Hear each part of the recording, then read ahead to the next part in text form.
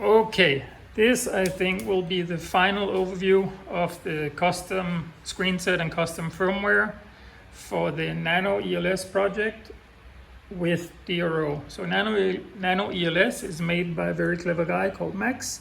It's all on the GitHub. I'll link to it in the description.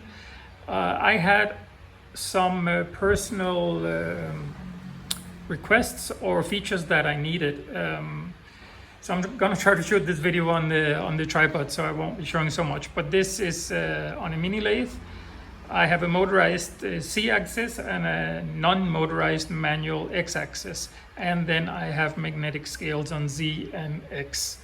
So I'm just gonna go over how to use the screen set. I actually also, down here, out of frame, I have an external physical numpad or keypad with mechanical switches, but I'm not going to show this in this video. I'm just going to show how you get the full use out of the touchscreen. So when you boot up, you see that the X and Z coordinate boxes are green. It used to be that you could swap, the user could swap between green and white in my custom firmware screen set. But now I use it for something else. If it's green, it means that the values are coming in from the DRO from the linear scales. So right now I'm cranking the X, so those values are from the scale, and these values on the Z are from the scale also. If you tap over here, imagine that I've divided every coordinate box into 3 sections. Like the first 20% over here does one thing, and the next, I don't know, 40% does another, and the last 40% does the third thing. So if you hit the second area, you swap between ELS values and DRO values. So right now I'm still cranking the Z. Yeah, it's a small mini lathe, everything wobbles. But this value doesn't change, but the DRO value does change. So white is ELS. As you can tell, when we jog, that changes. Use 0, same up here. But since I don't have a motor on the X, these values won't change. So I will just keep those in DRO linear scale input mode. Green, scales, white, ELS, 0 by tapping, pressing, short tapping on the rightmost part of the box.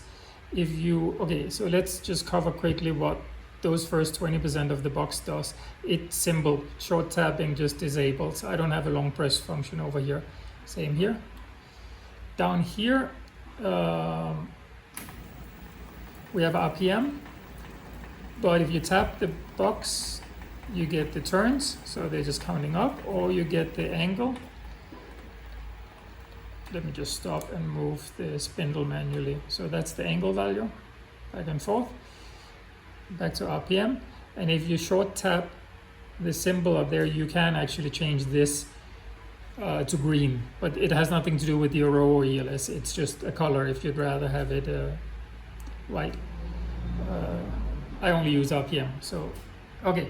So let's go back to what else the boxes can do. If you long press on the last third of the box, or the last part of the box, you get prompted to set a diameter. So let's set it to 5 mil. So now we have a known diameter to work from, which is nice with the DRO. You can do the same in ELS mode, which I think also makes sense to be able to do. Well, it does. And you can, and then for the Z, same thing. If you long press, you get prompted to set a length. So let's say it was 60 millimeters. And if you were in DRO mode, you can do the same. You can also, let's set it to 70 this time, just so it looks different. So yeah, the DRO has full, the diameter and radius mode should work. So let's just start by going to approximately 2 millimeters. There we go. When you first, so radius, the radius of a diameter of 2 is 1, so that works. Absolute and incremental also works. It will start at, no, it won't start at 2, but anyways, so absolute is still at 2. So let's say we go in 1 more millimeter on the diameter. There, we should see 3 when we sort back, and we do. So that works, and that works on the Z also. It doesn't work when we're in here, in ELS mode, obviously. What else? Increments change here for the jog stepping. They change colors, so the finest one is green, and the coarsest one is red, because there's the biggest risk of crashing into a part. That's it, I've gone blind to the colors by now, I don't notice them any longer. To change modes, you just tap up here. They are color coded also, you can change their colors in the code. There's a table. One thing of note that I also changed that's different from the stock firmware. If we go to thread mode, you see the pitch is 1.25. And in the stock firmware, the pitch, if you set the pitch in one mode, it spills over into all the other modes. So if I change the pitch in thread in the stock firmware, it changes to that same pitch in every other mode, and vice versa. If I change it in gear mode, let's set it to 2 millimeter pitch, which is huge, of course. It will spill into all the other modes, 2, 2, 2, except thread mode still stays at what it was, which I think makes sense. So thread mode has its own pitch now. It doesn't get affected by the pitch changing in any other mode. Yeah. Okay, what else? Stop and run are pretty simple. You can also see that I never understood or was able to remember Max's original hieroglyphs or icons for the functions. So I just made it as simple as I could. Explain what it is, either with letters or symbol arrows. Plus and minus changes the pitch. And it now has hold down mode. You can single tap, but if you hold down, it also starts scrolling, which is also a little bit of an improvement. Limits, even though I don't have an X, I didn't want to change the modes too much in the code, and a lot of the modes still call to set X limits. So that's why I kept them. So you set them by tapping on them, obviously, but you can cancel all of them by long pressing the left limit. So that was pretty simple. If you want to do a reverse pitch, you long press the pitch box. Also, if you short tap the pitch box, it's just a small thing, but you can choose between 3 different fonts because I wasn't sure which one I liked the most. That said, I have a monospace font on most of the coordinates. So now I have the same font on all the coordinates. And what that does is, and I also have locked the firmware down to always show 2 decimals and 3 in imperial. So on the stock firmware, it will jump some numbers, like whole numbers, like 9 would just show a 9. And then 9.15 would show 2 decimal points. So it would kind of like change all the time how long it was, and it was a little bit jarring to the eye. So that's locked down now.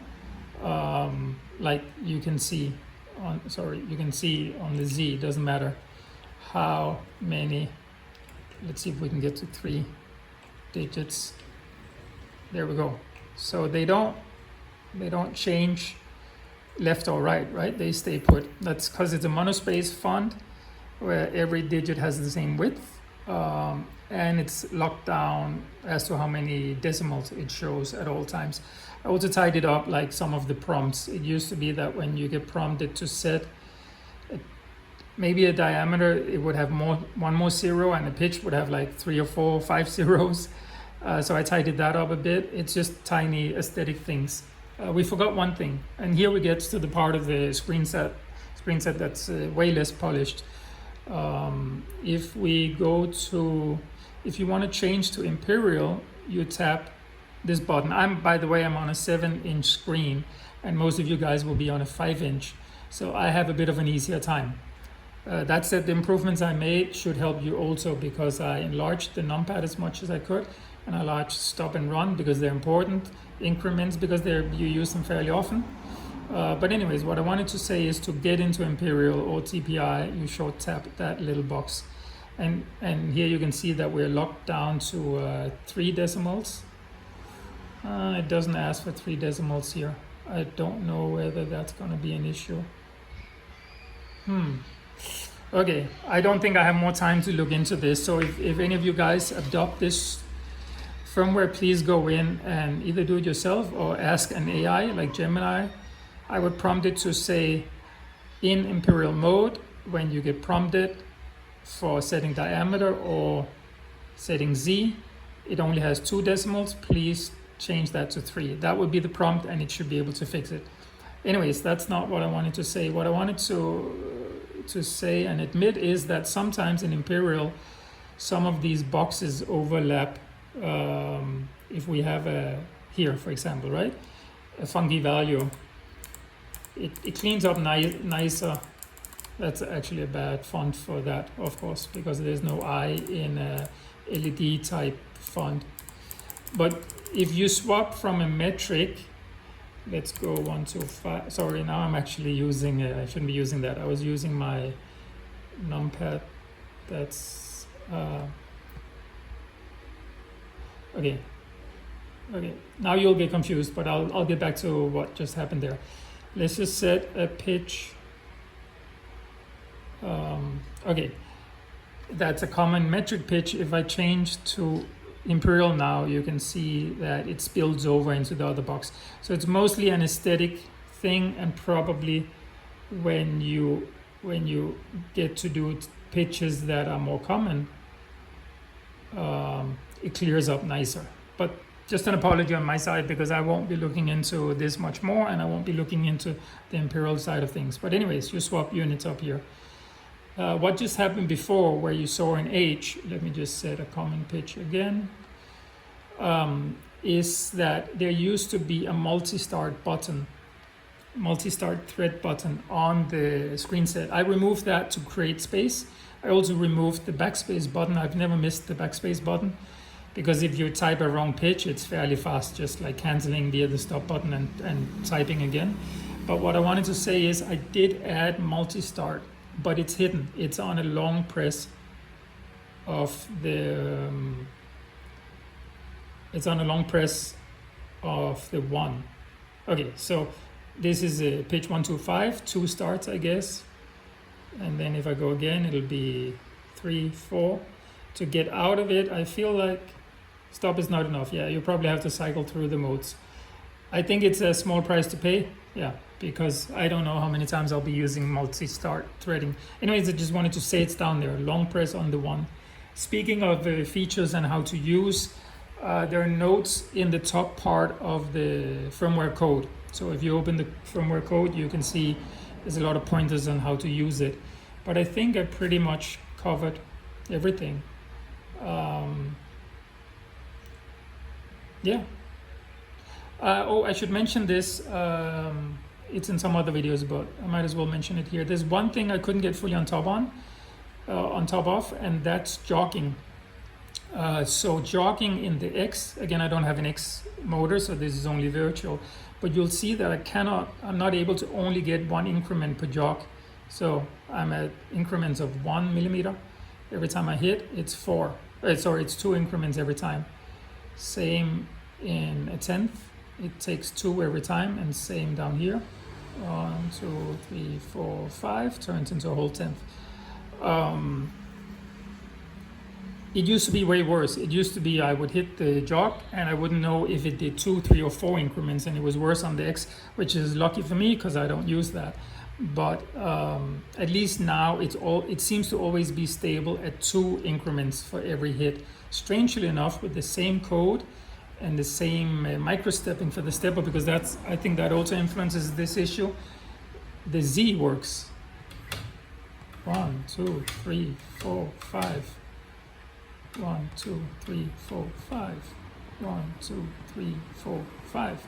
So the Z works. So again, you're welcome to look into it and see if you can fix it, but it's much better than it is now. I was really afraid to hand it over before, because having an X jog or a Z jog that doesn't, you have no idea how it's going to behave, is kind of dangerous, or at least can lead to scrapped parts and crashes. Okay, it's turning quite long. We're at 15 minutes, but I think that's it. I think I covered everything. Did I show disable over here?